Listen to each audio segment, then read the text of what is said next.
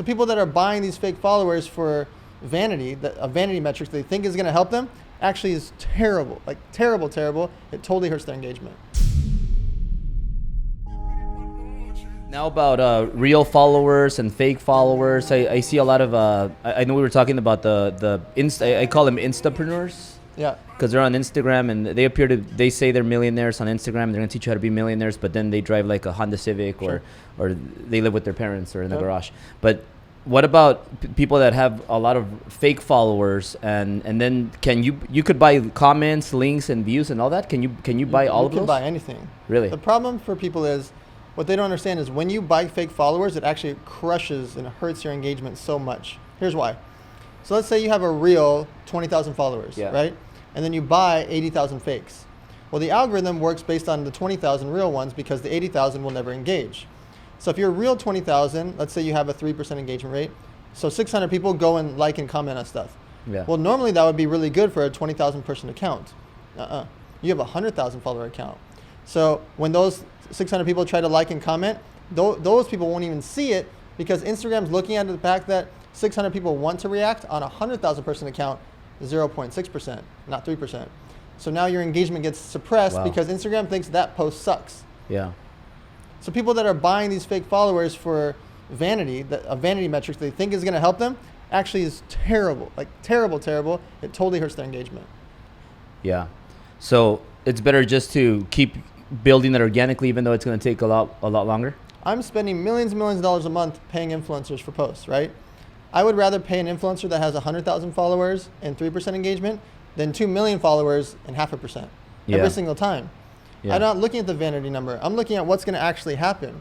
And the person with 100,000 that's teaching fitness or teaching real estate or teaching about health or cooking or beauty or makeup, I want that 100,000 person way more than the 2 million follower person because their engagement's way higher. Yeah. If the 2 million person happens to have all real followers, well, then they're 1 in a million.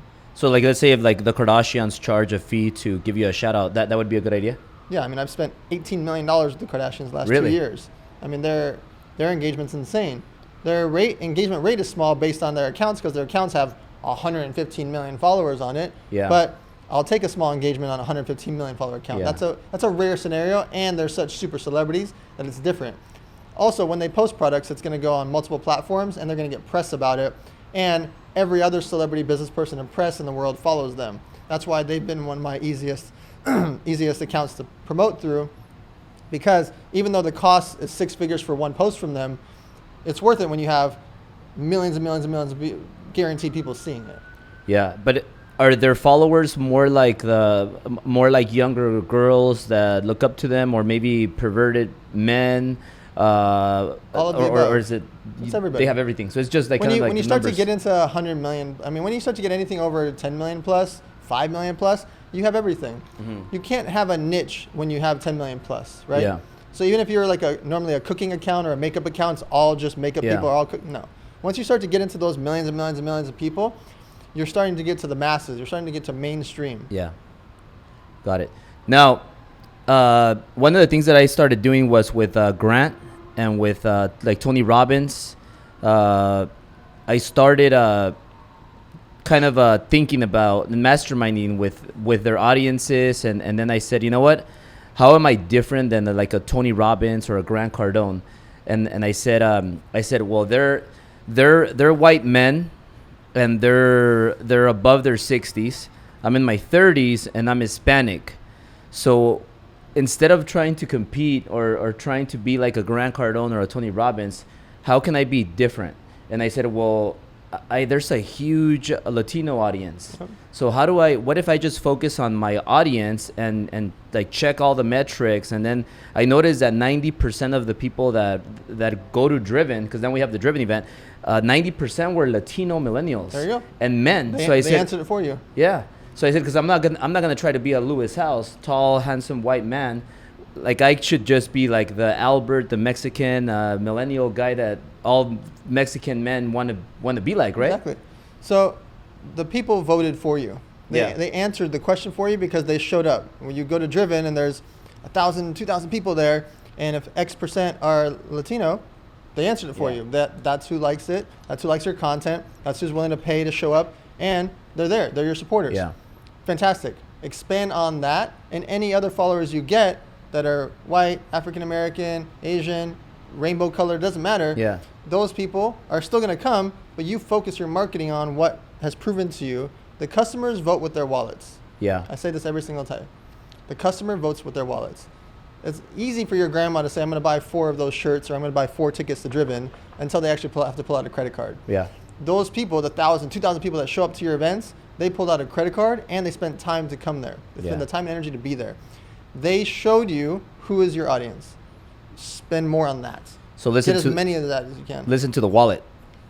Listen to the wallet. Now, one thing that I've been doing, and I want to ask you for your advice on this, is like, for example, I'll target a Grant Cardone. Yep. But on when you select the people that you want to target, I select like the millennial age group. I select men, and then I select the cities, the top cities where I have offices, where I think I'm gonna get the best results. I just check the metrics and I just kind of pick whatever's not the top. Yep. And then what I've gotten are responses from people that bought Driven tickets and paid CEO tickets that are like $5,000, or bought coachings that are like $15,000. They tell me, hey, you know what? I found out about you because of Grant. However, I started liking you better because I related more with you because you're younger and you're a Latino. Sure. And then they start spreading the word, and it's just magical how it just starts spreading. So I've been spending money on ads and targeting people like that. So those people, now you have to figure out how to make them take their word of mouth into social marketing for you. So coming up with contests for Driven, for example, where they have to post about Driven, and in exchange, you're going to give out VIP tickets, or you're going to give out cash, or you're going to give out special backstage access. Like, do things like that. Getting those people that have already shown you that they care about you. Now, having them post on Instagram stories, having them post on Instagram, Facebook, Twitter, LinkedIn, YouTube. You don't care what platform they do it on. You want them talking about you as a personal brand and Driven as a conference. And because of those things, both of them tie in together. Whether you get more tickets or revenue for Driven, those people now know about you because you're on the face of the flyer. Whether they come to you and they get into your world, you can now promote Driven to them, right? Yeah. So you just want those people talking about you. Yeah.